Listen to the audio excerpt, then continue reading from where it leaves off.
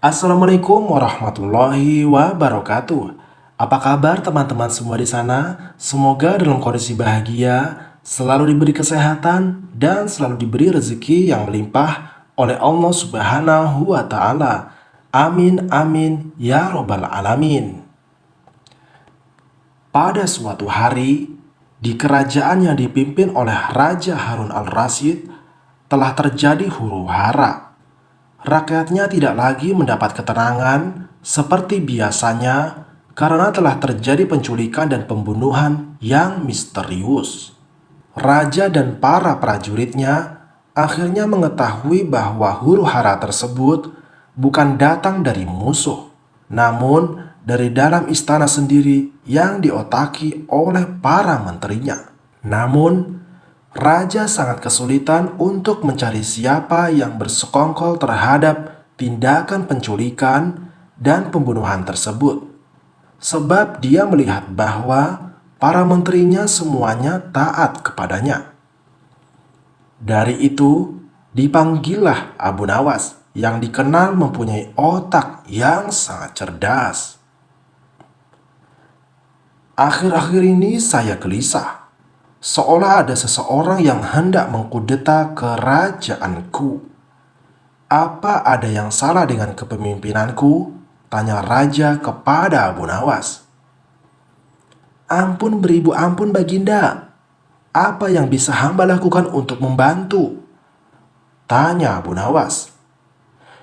Begini, wahai Abu Nawas, berilah cara kepada saya untuk menguji kesetiaan para menteri-menteriku, kata raja dengan iming-iming hadiah. Baiklah Paduka, berilah hamba waktu sehari saja agar bisa memikirkan cara-caranya, ujar Abu Nawas sambil beranjak meninggalkan sang rajanya.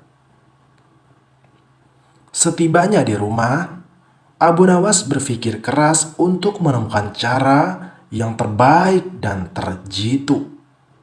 Karena kelelahan, Abu Nawas akhirnya tertidur dengan lelapnya. Pada keesokan harinya, ketika ia hendak sholat subuh, ia menemukan sorban yang berbau tak sedap. Sorban itu memang telah lama tidak dicuci oleh istrinya. Dari situlah Abu Nawas menemukan cara terjitu untuk menguji kesetiaan para menteri-menteri kerajaan. Setelah salat subuh, Abu Nawas segera bergegas menuju istana kerajaan untuk menghadap Raja Harun al-Rasyid. Abu Nawas meminta raja untuk bersandiwara seolah-olah telah mempunyai sorban sakti. Raja Harun setuju dan melakukan apa yang telah diperintahkan oleh Abu Nawas. Setelah itu, maka dikumpulkanlah kelima menterinya untuk menghadap. Di hadapan para menteri itu, raja mengatakan bahwa ia telah mendapat hadiah berupa sorban sakti hasil pemberian dari kerajaan lain. Dan salah satu kesaktian sorban itu adalah bisa menentukan masa depan kerajaan di masa yang akan datang. Wahai para menteriku, bantulah saya untuk menentukan masa depan negeri ini, titah raja. Bagaimana caranya wahai Baginda? Tanya salah seorang menteri. Masing-masing dari kalian, coba ciumlah sorban hadiah ini secara bergantian. Apabila berbau wangi, maka kerajaan ini akan abadi. Namun, bila baunya busuk, maka kerajaan ini tidak akan lama lagi akan segera runtuh, ungkap raja. Sesuai dengan perintah raja, para menteri satu persatu memasuki ruangan untuk mencium sorban sakti tersebut. Setelah semuanya mendapatkan giliran, maka dikumpulkanlah lagi menteri-menterinya. Bagaimana baunya? Tanya raja. Sorban ini baunya sangat harum.